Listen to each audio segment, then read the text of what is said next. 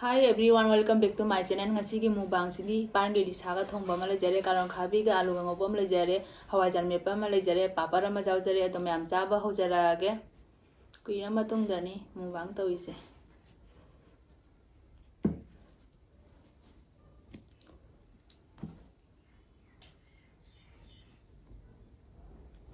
Isa se haudi hauraga ko maru jam jaure ba.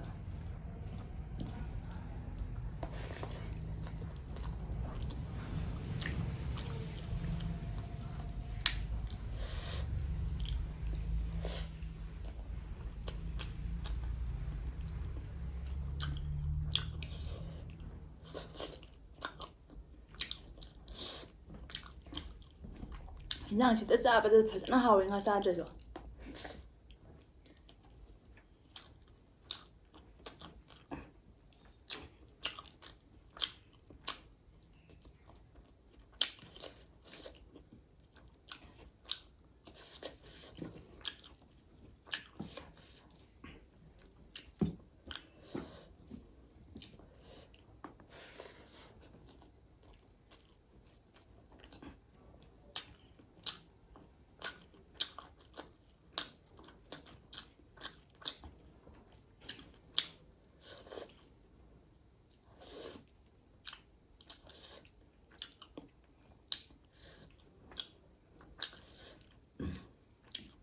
Maru sana bada matam changa.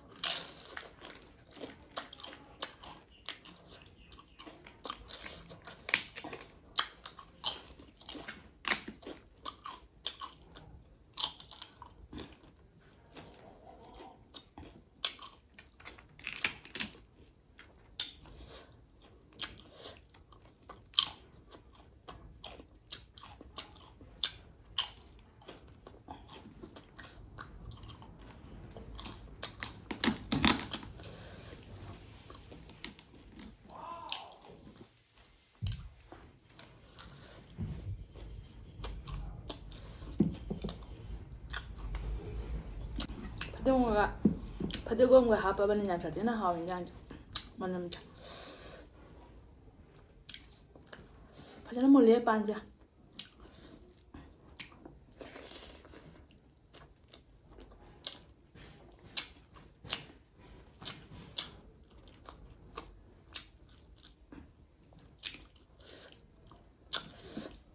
alisa yam ton cha bana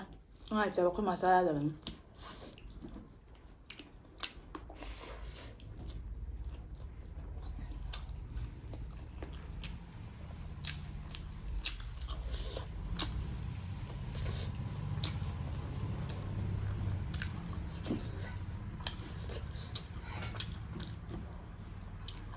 BP sugar paidring idane chanjang se cha ingwa cha hauro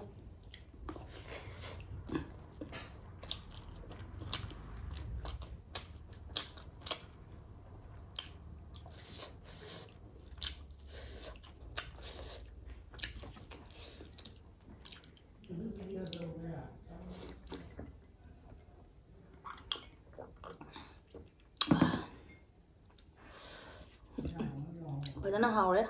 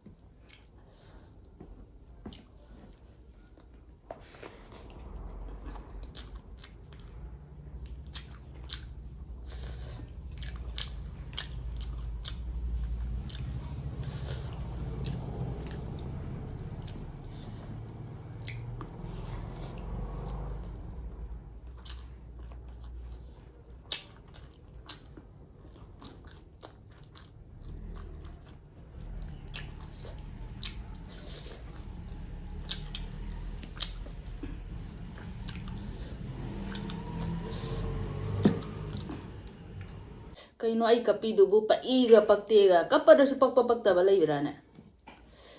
ꯔꯥꯁꯤ ꯊꯥꯡꯉꯤꯒ ꯊꯥꯡꯗꯦꯒ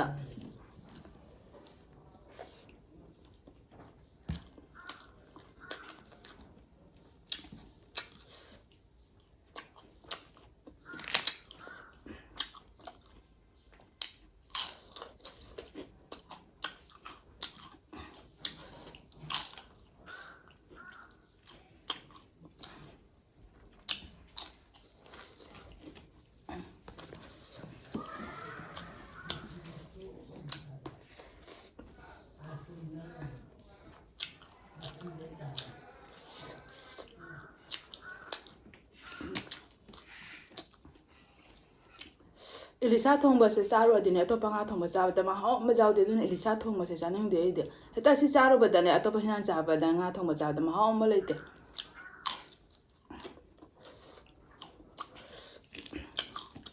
ꯏꯂꯤꯁꯥꯒꯤ ꯃꯒꯨꯟꯁꯦ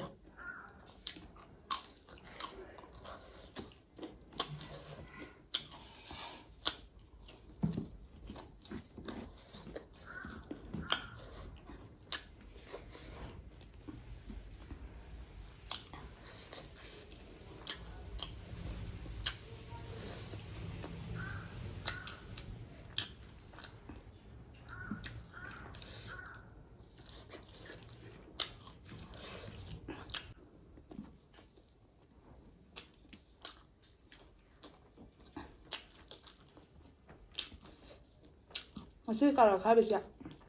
ꯂꯣꯀꯦꯜꯒꯤ carrot ꯑꯈꯥꯕꯤꯅꯦꯕ ꯑꯗꯨꯅ ꯈꯔ ꯈꯥꯕ ꯍꯦꯜꯂꯦꯕ ꯍꯟꯗꯦ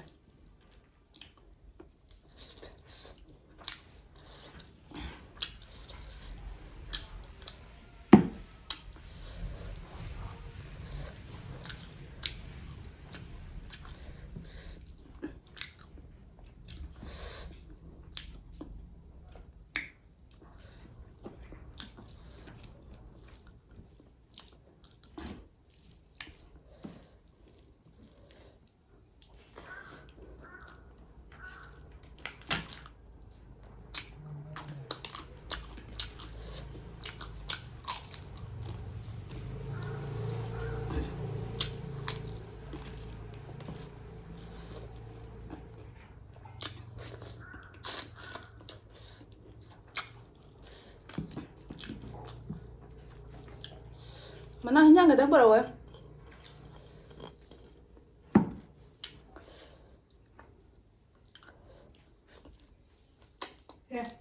ꯍꯥꯞꯄꯣ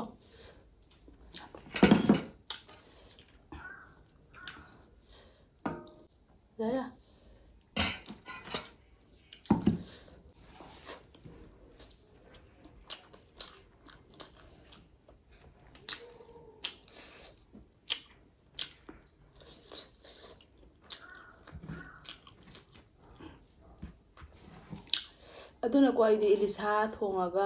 ꯑꯗꯨꯅꯀꯣ ꯑꯩꯗꯤ ꯏꯂꯤꯁꯥ ꯊꯣꯡꯉꯒ ꯃꯊꯦꯜꯁꯦ ꯌꯥꯝꯅ ꯇꯧꯅꯤꯡꯗꯦꯕꯀꯣ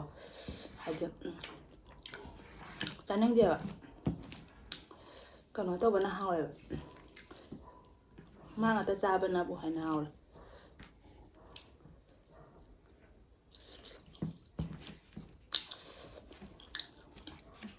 ꯂꯩꯕ ꯏꯂꯤꯁꯥꯁꯦ ꯀꯦꯖꯤꯗ 400 ꯄꯤꯕꯤꯅꯦꯕ ꯑꯗ ꯁꯤ ꯈꯔ ꯆꯥꯎꯕꯗꯨꯅ 1,400 ꯍꯥꯏꯅ ꯍꯥꯏꯌꯦꯕꯀꯣ 1,400ꯗꯨꯗꯤ ꯂꯩꯕ ꯉꯝꯗ꯭ꯔꯕꯅꯤꯅ 400 ꯄꯤꯕꯤꯁꯦ ꯑꯣꯏꯅ ꯂꯩꯔꯦ 1,400ꯗꯣ ꯆꯥꯒꯦ ꯍꯥꯏꯕ ꯇꯥꯔꯒꯗꯤ ꯂꯧꯔꯒꯅ ꯊꯝꯗꯣꯛꯑꯒ ꯆꯥ ꯇꯥꯕ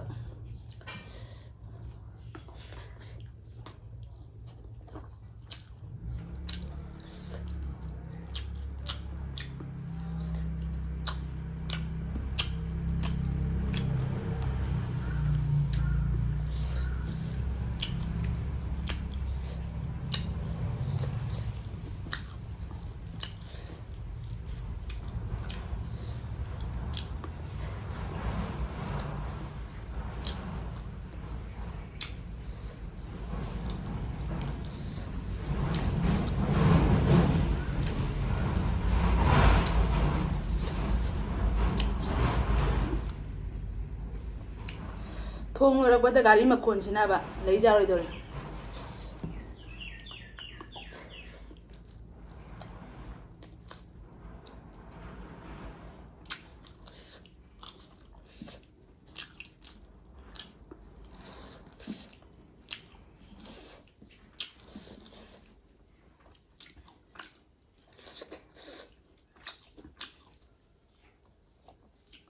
ꯑꯉꯧꯕꯁꯨ ꯂꯣꯏ ꯍꯥꯎꯔꯦ ꯑꯃꯦꯠꯄꯤꯁꯨ ꯍꯥꯎꯔꯦ ꯏꯂꯤꯁꯥ ꯊꯣꯡꯕꯁꯨ ꯍꯥꯎꯔꯦ ꯂꯣꯏ ꯍꯥꯎꯔꯦ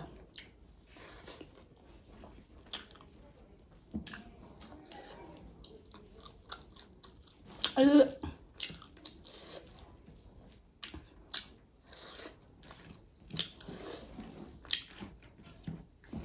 ꯍꯋꯥꯏꯖꯥꯔꯁꯦ ꯌꯥꯝ ꯁꯥꯊꯤꯅ ꯄꯥꯝꯖꯕ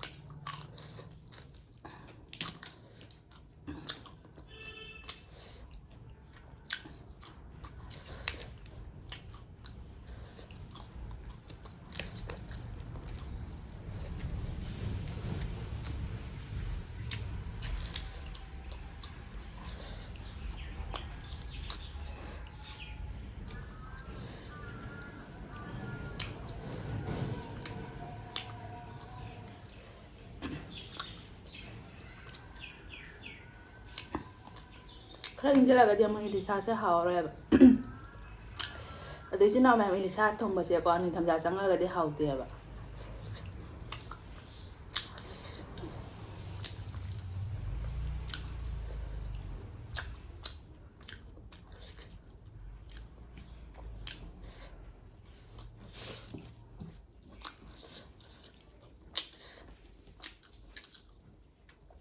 ꯂꯥꯒ ꯄꯥꯏꯗꯣꯔꯦ ꯁꯤꯠ ꯅꯥꯟ ꯆꯥꯃꯟꯒꯤꯅ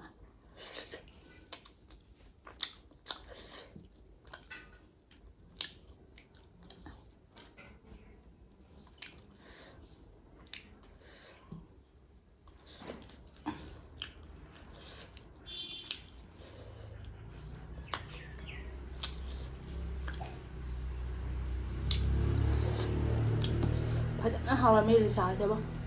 ꯄꯩꯁꯥ ꯄꯤꯊꯣꯛꯑꯁꯨ ꯄꯥꯝꯃꯨꯗꯤ ꯍꯥꯎꯔꯝꯕꯅꯤꯅ ꯏꯂꯤꯁꯥꯅ ꯍꯥꯎꯇꯗꯤ ꯆꯥꯕ ꯆꯥꯗꯦꯕ ꯂꯩꯕꯥꯛ ꯆꯥꯕ ꯑꯗꯨꯃꯥꯏꯅ ꯇꯧꯋꯦꯕ